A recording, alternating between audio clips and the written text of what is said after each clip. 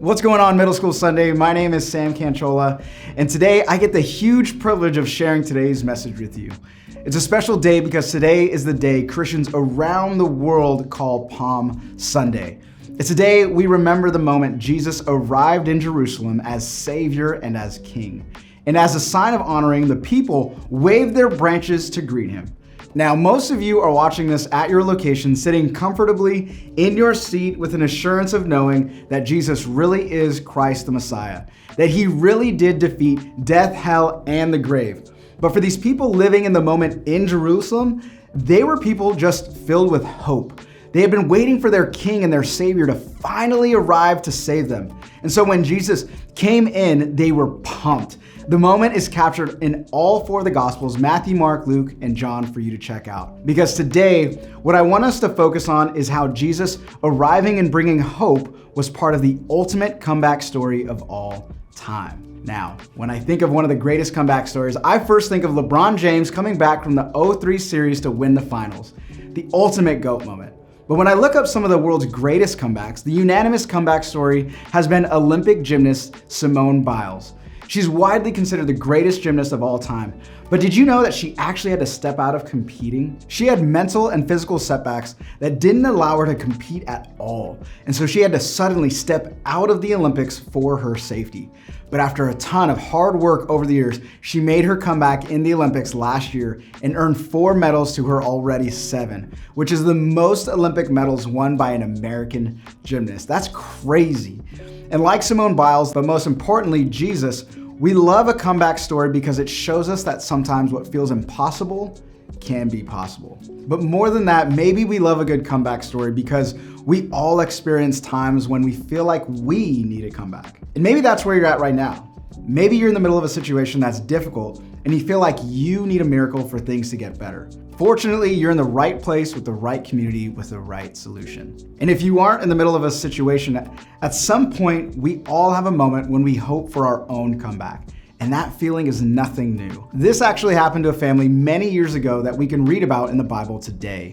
When we step into their story, we find them experiencing a difficult tragedy. You see, Jesus was friends with a family of siblings, a pair of sisters, and a brother named Mary, Martha, and Lazarus. And while Jesus was traveling and teaching people in a different area, he got word that Lazarus was super sick, and things were not looking good. But Jesus ultimately knew how things would end. And he knew that through what was about to happen, people would get to see his power and discover who he really was. And so instead of rushing to his friend's side, Jesus stayed where he was for a couple of days before traveling to see Lazarus and his sisters. And by the time Jesus finally began traveling to his friend's home, Lazarus had already died. In fact, he had passed away 4 days earlier. And his 2 sisters, Mary and Martha, well, they were naturally grieving with their community. And when they heard that Jesus was finally arriving, one of the sisters stayed at the house while the other sister, Martha, met him outside to talk. Let's read what Martha said. "Lord," Martha said to Jesus, "if you had been there, my brother would not have died. But I know that even now God will give you whatever you ask." Basically, Martha was honest with Jesus about her disappointment. She was upset that Jesus didn't show up before Lazarus died. But she also believed that Jesus would provide the comeback she was hoping for. And so what's so great about Martha is that even in her sadness and grief, she still had faith in Jesus and believed in what he could do. Look at what happens next. Jesus said to her, "Your brother will rise again." And Martha answered, "I know he will rise again in the resurrection at the last day." Now, Jesus' response to her was unbelievable because he said that Lazarus would live again. Now, we can tell from what she says that she knew this would happen because it was something her family believed would happen in the long future. But Jesus was talking about something a little different. He clarified what he meant by saying this. Jesus said to her, "I am the resurrection and the life. The one who believes in me will live even though they die. And whoever lives by believing in me will never die. Do you believe this?" Now, this is a really big deal because Jesus is basically saying, yeah, that resurrection you believe in is actually because of me. And Jesus was telling Martha that she could place her hope in him. And did you catch it? Jesus said that he is the resurrection and the life. That's present tense. And Jesus was saying that hoping in him wasn't just about some future outcome, but instead something he was doing in the present, right then and there. And because of Jesus, Martha could find hope that sadness isn't forever, grief isn't forever, and that Jesus is working for our good in every situation. And you want to know what's better? Lean in for this one. That wasn't just true for Martha, it's true for us today.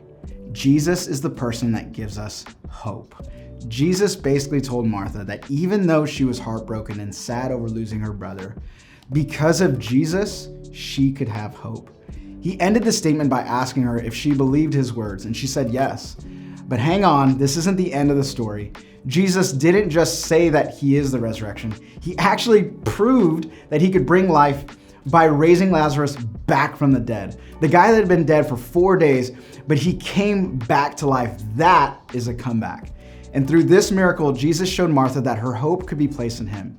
And Jesus proved that even when things felt hopeless for Martha, she could trust him for a comeback. And that good news is for you today as well.